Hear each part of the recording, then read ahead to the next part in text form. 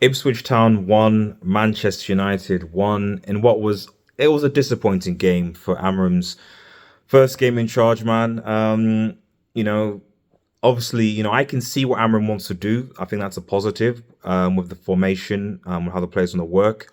I think the positives are, well, Onana and I guess Matswari also had a reasonable game. But again, and obviously Amorim's only had one training session with the players, so you'd expect there to be more, but I don't know. I think he'll probably learn a lot from this game. There'll be certain players that I don't think are going to start next game, like, Johnny Evans, for example. I don't think he can play Casper and Ericsson midfield again, and it's going to be interesting seeing how United go forward because, the same tired thing that our attackers just weren't good enough today. The decision making, the chances, Bruno, Garnacho, Rashford. Yes, Rashford scored the goal, but after that, what did he do? And to be honest, that goal was created because of Ahmad. If Ahmad doesn't do that, Rashford doesn't get that goal. And honestly speaking, he didn't do anything for the rest of it. He got taken off in 56 minutes, I think. That was nice to see from Amorim as well, to just sub the players off quickly. I think that was really good. But, in all fairness, it was a disappointing performance against a relegation side in Ipswich, who, by the way, has been coached by Kieran McKenna. Now, a lot of United fans are saying McKenna isn't good enough.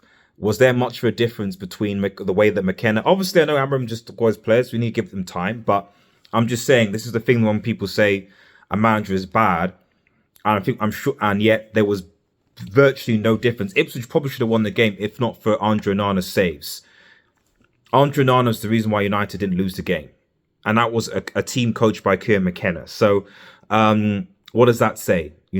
What it says is that, is it just the manager? It says Amorim needs time, but it also means that, is it just on the manager? Some of these players need to be moved on. Certain players need to be moved on. And I'm talking in the attacking sense. Even, when Højlund and Xerxes came on, were we really any better?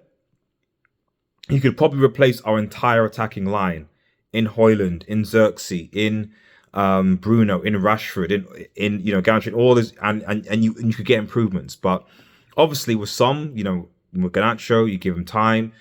Højlund, Xerxes, you give them time. So no doubt, I'm not saying you get rid of them, of course not. But the reason why Ten Hag got sacked, in my opinion, was because his attackers couldn't finish. We couldn't finish, and as far as I'm concerned, Manchester United are definitely not getting top four. There's no way United are getting top four, top five this season.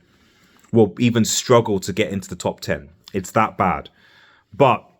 And if it was me, I'd be like, we need to go all in for the Europa League. Win the Europa League, and that's the way to the Champions League. That is literally United. The season is over as far as I'm concerned. United need to focus on the cup competitions and doing it that way. It is what it is. All the best to Ruben Amorim, but it's going to be a massive task. Let me know what you think in the comments, guys. Remember to like, share, and subscribe to Red Devil Studio. Peace.